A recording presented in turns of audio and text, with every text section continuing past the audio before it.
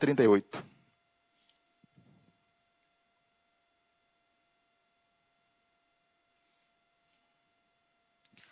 A palavra de Deus nos diz assim, Mateus 9, 35 a 38.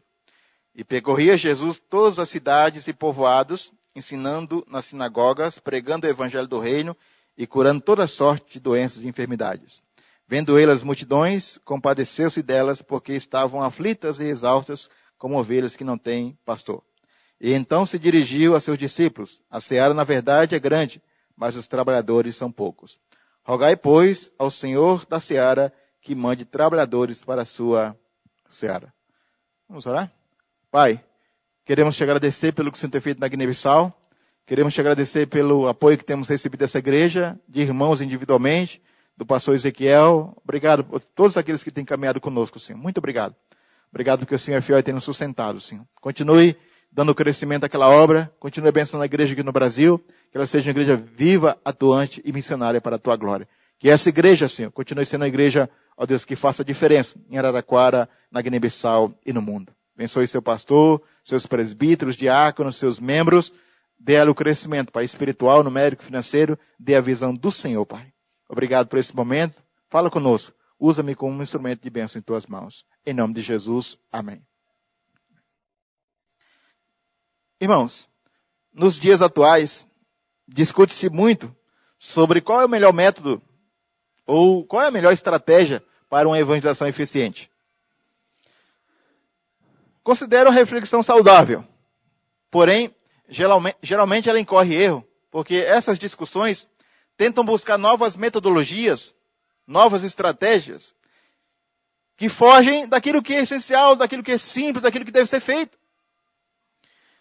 Eu não sou contra essas novas metodologias, mas quando pensamos que os nossos métodos, as nossas estratégias são uma espécie de panaceia missionária, ou seja, que vai resolver todos os problemas da igreja, nós nos enganamos e enganamos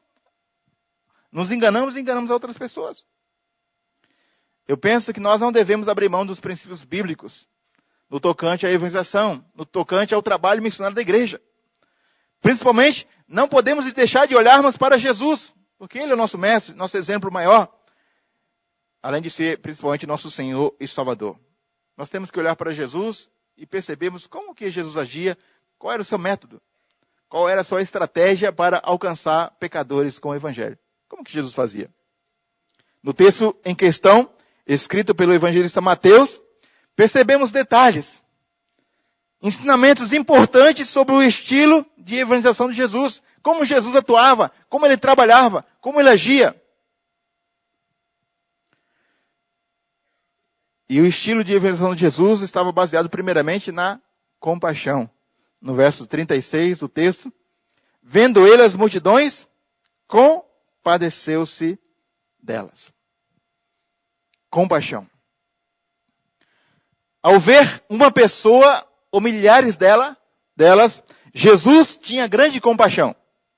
Compaixão não significa apenas dó, ter pena, mas principalmente compaixão significa misericórdia, significa estar preocupado com o sofrimento alheio. É você olhar para aquela pessoa que está sofrendo e fazer algo em seu favor. Não é só falar, coitadinha dela, e ficar no seu canto. É você se mover em direção àquela pessoa. É fazer algo ao seu favor. Era o que Jesus fazia. E Jesus olhava para as pessoas e percebiam que eram ovelhas sem pastor. Uma ovelha sem pastor, queridos, ela está em perigo.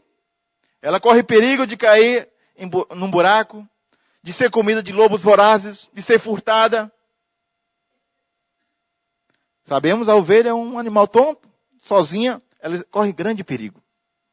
Uma pessoa sem pastor, sem alguém para lhe mostrar o caminho de Deus, ela corre perigo, grande perigo, morte eterna. E é assim que as pessoas se encontram sem Jesus, sem o pastor para mostrar o caminho da salvação. As pessoas que não têm Jesus são como ovelhas sem pastor. Espiritualmente estão caindo no buraco, correm perigo, morte eterna. Elas precisam de um pastor, de alguém que as oriente, que tenha compaixão delas como Jesus. Nós temos que olhar para cada pessoa que temos contato como alguém que precisa de orientação espiritual. Nós temos que olhar para essas pessoas e dizer assim, eu vou ser o seu pastor. Eu vou te orientar no caminho de Deus. Eu vou ter compaixão de você e não vou passar de longe, de largo. Eu vou mostrar o caminho é este. É este caminho que eu tenho caminhado, que eu tenho seguido e quero te mostrar. Sem essa compaixão, queridos, sem esse amor de Deus em nós, não teremos iniciativas em direção às pessoas. Não teremos iniciativa em direção às pessoas, iniciativas abençoadoras. O pastor Marcos Alexandre, da Igreja Presbiteriana Nacional de Brasília, ele contou uma história interessante que aconteceu na África do Sul. Essa história aconteceu com o seu professor. Seu professor foi para um congresso de evangelização na África do Sul, em 2010. E muitos congressistas ficaram hospedados num hotel um pouco distante do lugar das palestras. Então eles tomavam um táxi do hotel até o local das palestras. E eles iam e voltavam no táxi. E um dia, esse professor, desse pastor que eu citei, entrou no táxi e percebeu que o motorista era um muçulmano. E perguntou para aquele homem, você tem levado muita gente para o congresso de evangelização? Ele falou, é verdade. E ele perguntou, quantos falaram de Jesus, o Filho de Deus, para você? Ele falou, você é o primeiro. Você é o primeiro. Nós podemos ter o último método. Podemos participar de inúmeros congressos. Mas se não tivermos compaixão, amor pelas pessoas, fruto do amor de Deus em nós, não seremos o próximo daquele que está caminhando sem rumo, sem direção ao nosso lado. Na parábola do bom samaritano, que Jesus contou, quem mais conhecia teologia e religião? O levita, o sacerdote. Mas quem foi o próximo daquele homem caído? Um samaritano, um estrangeiro. Conhecer a teologia e a religião é coisa boa. Mas temos que aliar esse conhecimento à piedade, à compaixão, ao amor, para que possamos pôr na prática aquilo que está na nossa mente, no nosso coração. Isso é preciso compaixão. Precisamos também de um coração compassivo, misericordioso, cheio de amor por aqueles que não conhecem Jesus. Para, quando nós olharmos para alguém, possamos dizer, esse alguém é uma ovelha sem pastor. Eu vou ser o pastor dessa pessoa. Eu vou contar-lhe o caminho, vou mostrar o caminho. Porque é assim que Jesus faria. Foi assim que ele fez enquanto esteve nesse mundo. Ele foi atrás das pessoas, porque sabia que eram ovelhas que não tinham pastor. Então você vai ser o pastor dessa pessoa. Quantas pessoas já ouviram do plano da salvação? Já ouviram que há um pastor de almas, que é Jesus, que quer pastorear o coração das pessoas? Quantas pessoas já ouviram isso através de você? Quantas pessoas estão ao seu lado que não conhecem Jesus como o pastor e que gostaria? Talvez está aflita lá na sua alma e gostaria que alguém dissesse para ela, há um pastor, alguém que pode cuidar do seu coração, da sua alma, alguém que te conhece bem, alguém que entende de vida, porque ele é o autor da vida. Queridos, compaixão. E nesse mundo de hoje, está difícil para desenvolver a compaixão, mas não é impossível, porque ela está em nós por causa do amor de Deus. Mais uma vez o Facebook, muita gente está próximo de mim na África, mas às vezes as pessoas aproximam do outro, diminui a distância, mas às vezes senta do lado de alguém, aí não sabe mais conversar. Como o pastor contou a história, chegou a filha dele, adolescente, com outra jovem adolescente, aí sentaram as duas lá, aí ficaram ali 15 minutos sem conversar, porque não tinha palavras. Aí depois uma ligou o celular, outra ligou o celular e começaram no Facebook. Oi, meu nome é tal. Aí depois de 15 minutos no Facebook, começaram a dar as primeiras palavras pessoalmente. Então essas coisas, às vezes, a gente vê distante, vem lá, põe um comentário, mas estamos distantes. Queridos, é preciso o tete a tete, ver, sentir e agir. Não sou crítico da tecnologia, uso, mas eu sou crítico do exagero e às vezes do desvirtuamento e da impessoalidade que às vezes isso causa. Devemos e podemos nos comunicar com pessoas na internet, usar a internet. Parece que a igreja também usa a internet, isso é muito bom, alcança pessoas distantes. Mas isso não deve ser usado como desculpa. Minha igreja tem internet, alcança pessoas longe, então vamos ficar aqui sentados, não vamos pregar mais. Não, vamos pregar pessoalmente e usar a internet para alcançar quem não pode estar aqui.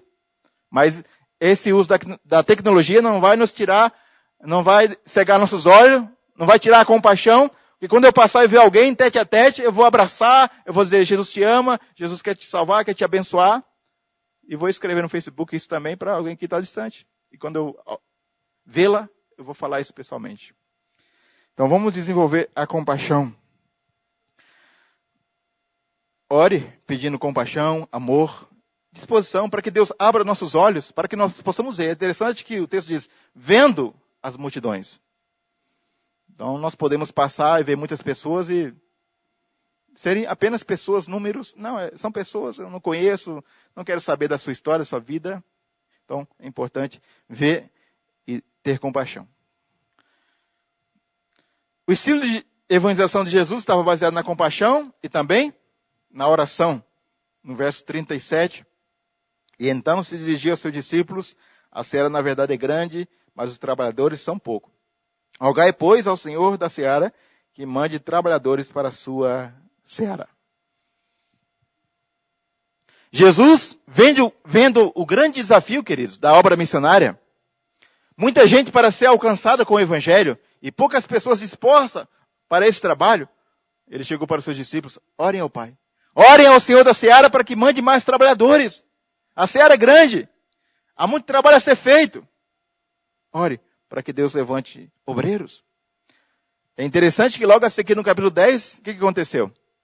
Os discípulos foram enviados. Quando nós oramos, Deus levanta obreiros, nós somos a resposta dessa oração. Quando você ora, Deus levanta um líder para a nossa igreja, você é parte dessa resposta. Deus, levanta um professor para cuidar das nossas crianças. Às vezes você é a resposta dessa oração. Mas ore, não tenha medo. Porque se essa é a vontade de Deus, é bênção para a sua vida, não tenha medo. Temos que orar. Deus, levanta, Senhor, obreiros para a nossa igreja, levanta mais missionários, abençoa a obra lá na Guiné-Bissau, aqui lá entre os povos indígenas. Mas quando você orar, entenda que Deus quer te usar também. Ah, não, eu sou só aquela pessoa que ora. Mas, é claro, mas você pode orar, Deus pode usar, além de você ser aquela pessoa que ora, Deus pode te usar na sua igreja, no seu bairro, na sua escola, de forma mais direta também.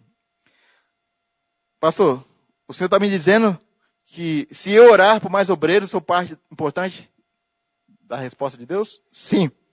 Ore por mais obreiros, ore para que Deus abençoe a obra dele em todo mundo. Mas entenda que Deus quer usar a sua vida também. Deus quer envolver você. No projeto de Deus, você não está fora. Nenhum filho dele, nenhum servo dele está fora desse projeto, que é a pregação do Evangelho em todo mundo. Nós participamos de uma forma ou de outra. Infelizmente, queridos, a oração tem sido muito desprezada na vida dos crentes, individualmente e na vida da igreja. Jesus deu muita importância à oração. Vivia constantemente em oração, ensinou sobre a oração, contou várias parábolas chamando a atenção para a perseverança da oração, mas às vezes nós não damos atenção. Às vezes nós nos levamos a sério uma vida de oração por nós, pela igreja, pelos missionários, pelos obreiros, pelos pastores. Aí olhamos e criticamos, aquele líder, ele não canta bem, aquele é muito... Mas quantas horas ou quantos minutos nós na nossa casa oramos pelos nossos pastores, pelos nossos presbíteros, pelos nossos professores, por aqueles que ensinam nossos filhos? Então, quantas horas, quantos minutos nós estamos dedicando para orar pelos nossos líderes, pelos nossos pastores? Hoje está difícil de termos bons líderes, bons presbíteros, não sei o quê. Mas quanto tempo nós estamos orando por eles?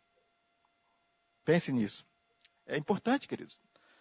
Eu vi no boletim ali que tem várias oportunidades para que os irmãos venham à igreja, para que possam orar aqui na igreja. Então participe, ore com seus irmãos, ore na sua casa, porque a obra, querido, é uma obra de Deus. Conversão de alguém, uma obra missionária, plantar uma igreja, começar um trabalho, é uma obra espiritual, uma obra de Deus. Se nós não orarmos, chegarmos apenas com argumentos, com boa teologia, isso não é suficiente para abrir o coração, a mente das pessoas, para que elas entendam que Jesus é o Senhor. Como que um muçulmano vai crer que Deus tem um filho se ele foi ensinado que Deus não pode ter filho? Só pela graça, pelo poder de Deus, pelo ensino da palavra. Então é preciso que pessoas orem. Deus abre o entendimento daquela pessoa. Dá-me poder, graça, para que eu possa caminhar. Jesus deu importância à oração para o avanço da obra missionária. E os discípulos entenderam isso. Uma das coisas no campo missionário que nos faz valorizar a oração são as dificuldades que enfrentamos. Então, aprendemos a valorizar a oração. Valorizamos aqui também, mas no campo missionário, geralmente, nós somos despertados para isso de forma mais ativa. Porque uma coisa simples no campo, principalmente lá na Guiné-Bissau, uma coisa simples aqui no Brasil, lá, é complicado. Por exemplo, eu cheguei lá em 2011, em setembro. Aí tinha que abrir uma conta para a igreja, uma conta no banco para a igreja. Eu, cabeça do Brasil ainda, falei, não, tudo bem, amanhã eu resolvo isso, está tranquilo. Cabeça do Brasil. Aí cheguei no banco, quero abrir uma conta para a igreja, tudo bem. Lista de documentos. Sei o quê. Quando eu olhei para aquela lista, falei, nossa, não tem esses documentos, eu tenho que fabricar. Aí fui lá, levei, tudo bem, pastor. Ah, mas falta essa aqui, ó, mais uma lista. Aí você volta. 2 meses para abrir a conta do banco. Aí eu orava com minha esposa, orava com os líderes, orava em casa, com a igreja. Senhor, o que está acontecendo? Aí chegava, agora está certo, pastor. Ah, não, vai naquele departamento de obras públicas, não sei o que, e carimba essa folha aí lá. Paga tanto, carimba lá. Vai, não, falta ir lá no departamento de judiciário de não sei o que, carimba lá. Mais tanto. Aí você chega com um monte de folha carimbada. Agora está pronto. Não está pronto, pastor. Falta esse documento, eu esqueci. Carimba lá no fulano de tal. Aí, é assim. Então a gente tem que orar para que Deus abra as portas. Deu certo, graças a Deus. Depois de 2 meses, a conta foi aberta para a igreja, conta no banco. Quando minha esposa esteve no Brasil ano passado, ficou 2 meses, 50 dias aqui no Brasil, e eu fiquei lá sozinho com os filhos, com saudade, e aí deu dor na cabeça, dor no joelho. Eu nunca tive problema de saúde na Guiné-Bissau, mas quando a minha esposa viajou, tudo doeu. Tomei uma injeção de Voltaren, parece que o doutor não fez efeito. Que negócio é esse? Aí eu fui numa enfermeira lá, falei, estou com dor aqui. Ela falou, toma uma injeção de Voltaren que é batata. E não foi nada, eu continuei com dor. Aí orei, Deus abençoou, minha esposa chegou e...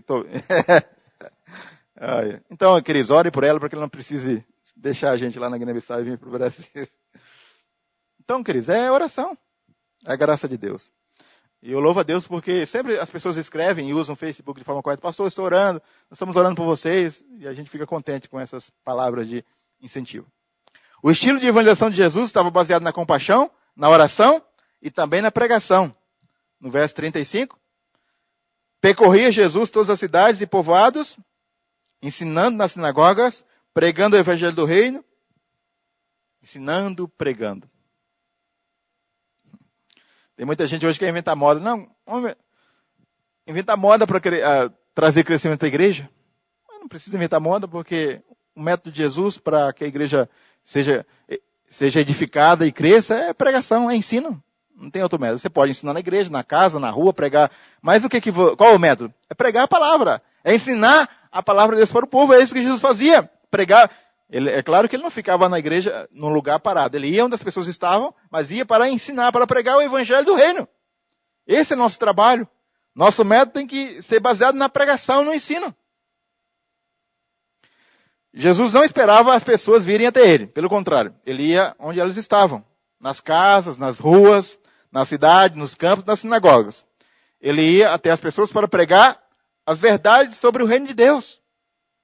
Através de parábolas, através de contos, de ditos, de histórias, mas a preocupação era ensinar sobre o reino de Deus, sobre as coisas do seu Pai. E isso tocava os corações angustiados, porque a mensagem da palavra de Deus, a pregação fiel da palavra, o ensino sobre as realidades de Deus, vai tocar os corações angustiados, vai trazer alívio, vai desafiar, vai corrigir, porque é isso que vai tocar os corações. A pregação de Jesus estava baseada na mensagem do Pai. Sua pregação e ensino trazia esperança aos pecadores, porque ele pregava com autoridade. Ele convidava as pessoas a virem a ele. Ele convidava ao arrependimento, à fé. E isso trazia solução para os fardos pesados que as pessoas carregavam. Porque o maior problema do homem é o pecado, é o fardo do pecado. E Jesus é a solução. Alivia esse fardo. E ele falava diretamente à angústia dos corações. Tanto que quando você ouve a palavra de Deus, ouve a mensagem do pastor, fala, não, parece que entrou lá naquele osso, lá naquela coluna, porque a palavra entra no nosso coração, desafia, nos desperta, nos encoraja, nos anima, nos levanta, nos fortalece, porque ela é alimento para a nossa alma. Enquanto Jesus desenvolveu o seu ministério terreno, ele não inventou moda, ele apenas pregou a palavra de Deus, ensinou as verdades do reino com dedicação, com zelo, com amor. Inclusive, foi atestado aquele pelo presbítero Lelo, né? Nem sei o nome dele mesmo. É Lelo, né? Como é que é o nome dele mesmo? É Lelo mesmo, é Lelo. Né? É Marcora. Sobre o Sermão do Monte, qual é o conjunto de ensino mais famoso de Jesus? É o Sermão do Monte. O que ele fez lá? Ensinou sobre o reino de Deus, sobre as características do cidadão dos céus. Ele tem que ser humilde, ele tem que ser pacificador, misericordioso. Esse é o nosso trabalho, queridos. Quando eu estava para sair para Guiné-Bissau, e as pessoas vinham, pastor, qual é o último método? Qual que é a estratégia ali, aquela coisa que vai fazer a igreja crescer rápido lá na Guiné-Bissau? Aí o pessoal ficava decepcionado. Não, eu não tenho muita estratégia não, porque eu vou fazer o que fazer aqui, eu vou pregar a palavra. É claro que eu vou aprender a língua, perceber como é que as pessoas vivem, qual é o melhor momento para pregar, para ensinar, mas eu não tenho um segredo assim, não tem nada mágico. Eu vou chegar lá, sentar com as pessoas e falar, ó, é assim, assim, a palavra de Deus fala assim, você tem que ver assim, se você quer agradar a Deus. Se você quiser ver no pecado, as consequências virão, Deus ensina para você ver assim, e assim. E é isso que eu tenho feito. O nosso trabalho lá tem consistido principalmente na pregação e no ensino. É o nosso ministério. É claro que você tem outros desafios, cultural, contextual, mas você vai fazer é ensinar a palavra de Deus. É isso que a igreja tem que fazer aqui, diante das suas realidades, nas casas ou na igreja, nas ruas, mas ela tem que concentrar na pregação e no ensino da palavra de Deus. Se Jesus gastou muito tempo pregando e ensinando, por que não fazemos o mesmo? Por que tanta reunião sem sentido? Por que tanta programação sem objetivo e sem ensino, sem pregação? Por que tanto tempo gasto sem ensino, sem pregação da palavra? Então, queridos, o nosso trabalho é pregar. O método de Jesus consistia em pregar a palavra de Deus e ensinar a palavra de Deus. É isso que a igreja tem que fazer. Concentrar seus esforços para ensinar as verdades do reino. Para as crianças, na linguagem dela, para os adolescentes, para o jovem. Como é que o jovem deve viver para agradar a Deus, como deve ser o casamento, como deve ser o trabalho missionário da igreja, como ele deve ser fiel, generoso, lidar com o dinheiro. Isso é o desafio, ensinar as verdades do reino. Por fim, o estilo de evangelização de Jesus estava baseado na compaixão, na oração, na pregação e, por fim, na ação. Diz que Jesus ensinava e curava toda sorte de enfermidades. Eu uso a palavra ação aqui para enfatizar a prática da misericórdia, do amor, do socorro, de atos de bondade para com as pessoas. Jesus, por misericórdia, curava as pessoas. É claro que ele não curou a todos, não tinha obrigação, mas ele tinha misericórdia e curou muita gente. Porque a sua preocupação é com o ser humano integral, total, não somente com sua alma. Queridos, atos de bondade é aquilo que nós chamamos de boas obras, feita não para ganhar algo de Deus ou para ficar as pessoas. Nós não fazemos boas obras, atos de caridade, de amor, de bondade, para ganhar alguma coisa de Deus ou para ficar as pessoas, como uma isca. Não, fazemos por amor, porque faz parte do nosso chamado, do chamado da igreja. Diz o texto em Efésios 2:10, que Deus nos salvou para a prática das boas obras, porque Deus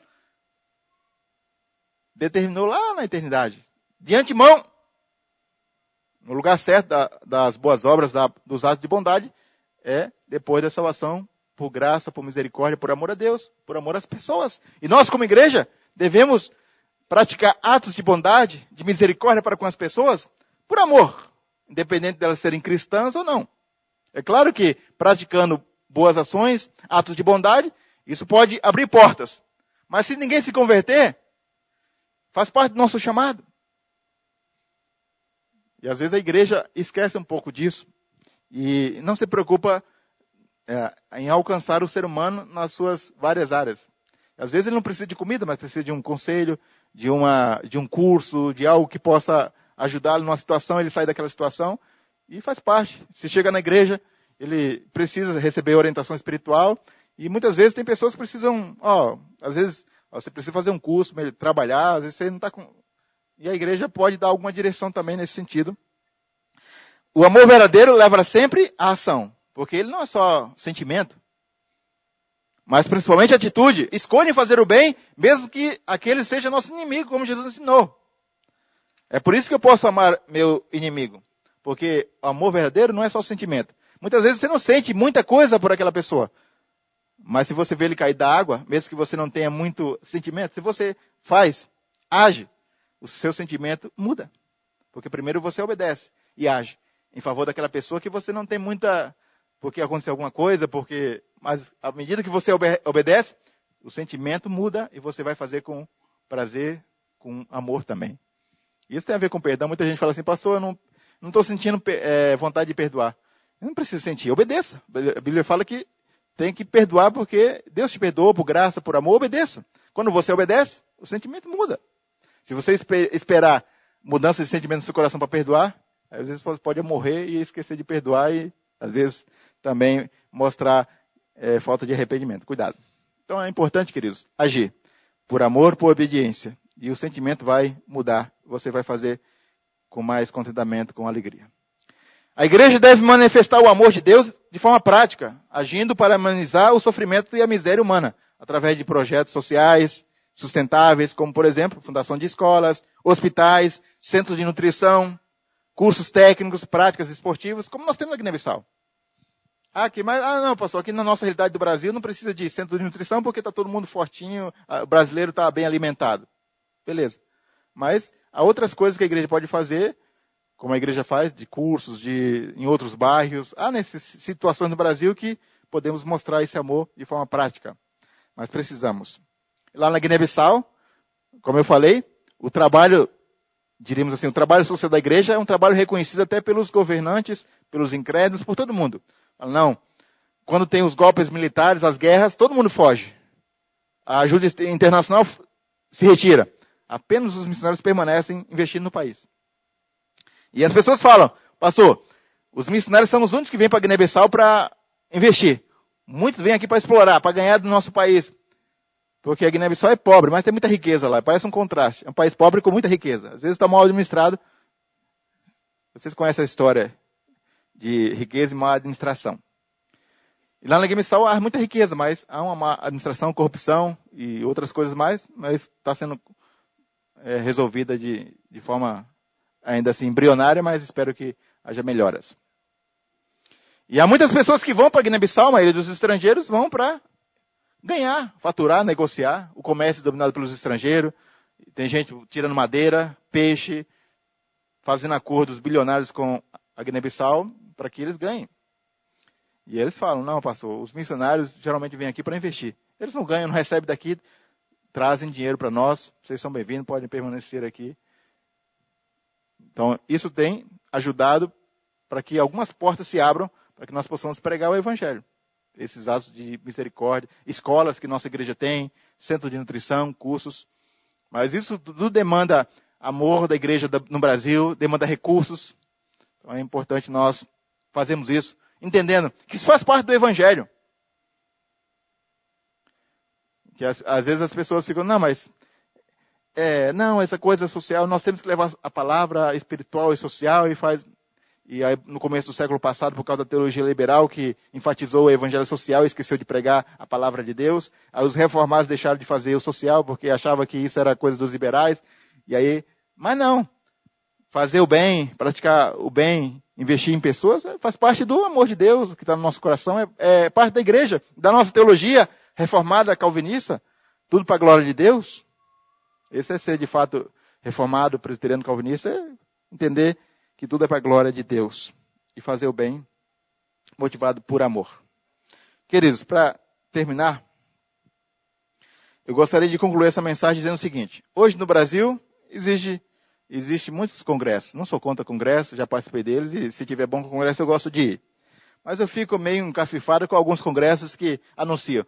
Vem aqui que você vai aprender sobre 7 passos para uma evangelização eficiente. Ou 7 passos para fazer sua igreja crescer, 7 passos para a bênção cair você ficar rico, aí essas coisas me deixam já meio... Eu falei, nem vou.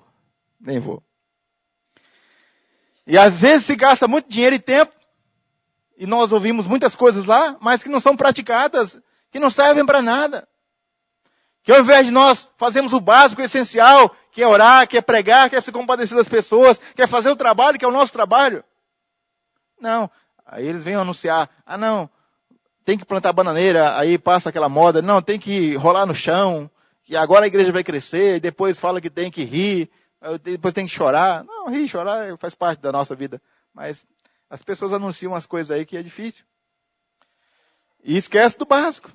Então, o método de Jesus é o método da copa. Eu quero que você lembre da copa de forma diferente. Não da forma como muitas vão lembrar aí. Mas quando você pensar em copa, lembre em compaixão, oração, pregação e ação. Lembre que é o método de Jesus. Compaixão, amor pelas pessoas, que é oração, orar por você, pelas pessoas, e a pregação, é ensino da palavra, é ação, é atitude para com as pessoas. Então esse é o método de evangelização de Jesus. Deve ser o nosso método. O método da copa, da compaixão, da oração, da pregação e da ação. E que Deus, pela sua graça, continue nos usando sua vida, para que nós de fato possamos, como igreja, demonstrar o amor de Deus e alcançar pessoas e sermos o pastor daqueles que estão andando sem pastor aqui em Araraquara, na Guiné-Bissau e no mundo. Então eu quero orar pela sua vida, pedir que Deus te fortaleça. Assim como a igreja tem orado por mim, pela nossa família, quero orar por vocês que são missionários aqui em Araraquara, para que a igreja orar pelo pastor Ezequiel, porque eu sempre falo para os pastores, mas ser missionário na Guiné-Bissau é difícil demais. Aí eu falo, mas ser pastor no Brasil e ser um pastor fiel hoje, e manter a igreja fiel no reino de Deus, na visão de Deus, buscando em primeiro lugar o reino de Deus, também é um grande desafio. Hoje, com muitas tentações, tendências que há no Brasil, é preciso que haja pastores fiéis e igrejas fiéis, porque se o pastor não for fiel, a igreja não for fiel, o que vai acontecer no campo missionário? Vamos cortar o recurso daquele missionário, o negócio de pregar o evangelho, ajudar pobres, esse negócio aí está ultrapassado. Tem uma nova moda agora que a gente pega o dinheiro e faz outra coisa, quebra a parede, põe no bolso. É assim, queridos. Então, é importante que a igreja aqui no Brasil, os pastores no Brasil se mantenham fiéis na visão de Deus e conduzindo a igreja na visão de Deus, para que o campo missionário seja abençoado também, ok? Dessa maneira, haverá investimento, oração, haverá participação e haverá crescimento, tanto onde a igreja está, como também no campo missionário. Então, se coloque em pé, quero orar pela sua vida, orar por essa igreja, agradecer pelo trabalho que ela tem feito aqui em Araraquara, nas cidades em volta.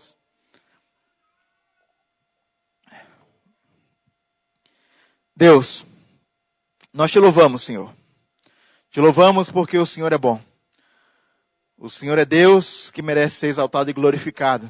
Nossa vida é para o teu louvor, para a tua glória. Amém. É para proclamar as tuas maravilhas, Senhor, esse mundo que tanto carece, Pai, de salvação, ó Deus, de alimento espiritual. Há tantas pessoas, Pai, cansadas, sobrecarregadas, Senhor, como ovelhas que não têm pastor. É verdade. Queremos ser o pastor dessas pessoas, Senhor, através da tua graça e da tua misericórdia, assim como o Senhor veio, ó Deus, ao nosso encontro, através de outras pessoas, se tornou o nosso pastor, o pastor da nossa alma. Amém. Deus, abençoe a igreja presente de Araraquara, Senhor. Que ela continue na visão do Senhor, seu pastor, sua liderança, que tenha aquela visão, Senhor, que vem de ti, para viver, ó Deus, para a tua glória, para conduzir essa igreja, Pai, segundo a tua vontade. Amém. Para que ela seja uma igreja viva, atuante, missionária, uma igreja que faz diferença, Pai, nessa cidade, uma igreja, Pai, que proclama o teu nome, uma igreja, Pai, onde as pessoas têm amor, têm compaixão, para que quando alguém chegar aqui possa sentir esse amor, sentir abraçada, acolhida, ó Deus, abençoada por ti. Amém. Ó Deus, que seja uma igreja que invista na obra missionária, não somente na Guiné-Bissau, mas em Araraquara, no Brasil e no mundo. Amém. Que essa igreja seja conhecida como uma igreja que de fato, Pai, participa do teu projeto, em nome de Jesus. Amém. Continue, Pai, com o pastor Ezequiel, com o seu conselho. Deus. Continue, Pai, com essa igreja, que ela continue, Pai, na visão do Senhor, Pai. Amém. É o que nós te pedimos. E oramos pelos irmãos, Pai, pelos seus membros, para que sejam fortalecidos pela tua graça, para que possam investir suas vidas, seus dons, seus recursos para a tua glória e para o teu louvor. Amém. Ó Deus, nós te louvamos nessa noite e te agradecemos em nome de Jesus. Amém. Amém, Senhor. Pastor. Amém. Obrigado, que Deus abençoe. Ainda em pé, irmãos, vamos cantar o hino 303, o hino de desafio, dentro do que nós fomos instruídos pela palavra do Senhor. 303. Louvamos a Deus pelo que Deus tem feito em Guiné-Bissau, não só pelo trabalho do pastor Paulo e família, mas maneira como Deus tem movido em direção àquela nação tão carente, e que Deus tem um projeto para a vida daquela nação. 303.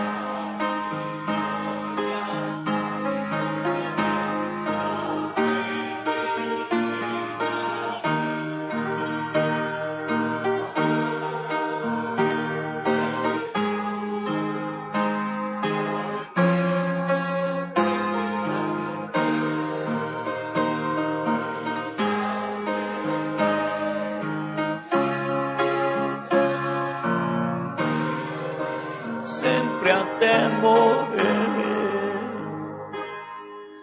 Amém.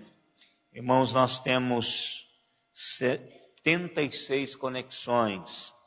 Agradecemos a Deus pela bênção de todos vocês que estiveram conectados conosco durante esse momento de adoração. Queremos louvar a Deus pela bênção que foi o trabalho da IBF. Queremos agradecer a Deus pela vida de todos vocês que participaram, as equipes que estiveram trabalhando durante esses 4 dias, com abnegação, com cuidado e carinho com aquele ministério. Eu tenho certeza que, embora cansados, vocês estão com a sensação de dever cumprido. Deus, mais uma vez, se estendeu em graça e misericórdia em direção àqueles 2 bairros. Queremos louvar especialmente a Leir, que foi a boca do Senhor para aquelas crianças durante a ministração da palavra, no momento de ministração. Que Deus continue a abençoá-la, Leir, e que Deus esteja fazendo conosco mais vezes o que Ele fez nesse final de semana. E a todos, que Deus esteja abençoando a vida de cada participante. Vamos orar, queridos, mais uma vez. Deus amado, obrigado, Pai, pela Tua palavra nessa noite. Obrigado, Deus, pela maneira simples que é anunciar o Teu Evangelho. Vidas transformadas, dizendo o caminho da cruz. Com oração, com compaixão, com pregação e com ação. Obrigado, Deus, porque assim foi feito durante todo o tempo. E é assim que a Tua igreja está como está hoje. Uma igreja fiel à Tua palavra e ao Senhor. Que assim seja, ó Deus, na vida desta igreja. Que assim seja, ó Deus, na vida da Tua igreja, esparramada por toda a face da terra. Dê-nos, ó Pai, um coração compassivo. Dê-nos um coração submisso à Tua palavra, ao ponto de ensiná-la com fidelidade. Dê-nos, ó Deus, um coração rendido ao Senhor, buscando orientação e direcionamento do Senhor. Dê-nos, ó Deus, um coração que parte em direção àqueles que necessitam, com atos concretos de misericórdia. Abençoa, ó Deus, para que sejamos assim. Que o Senhor nos use a partir de agora, essa semana, hoje, para que o Teu nome seja engrandecido e para que pessoas recebam, ó Deus, a Jesus Cristo como presente maior do Senhor para a vida do ser humano. E agora, irmãos, que a graça do Senhor Jesus Cristo, o amor de Deus, o nosso eterno Pai, a comunhão, as consolações e o poder do Espírito Santo estejam em nós e sobre nós até aquele dia, quando com Ele nós nos encontraremos. Amém, Senhor. Amém.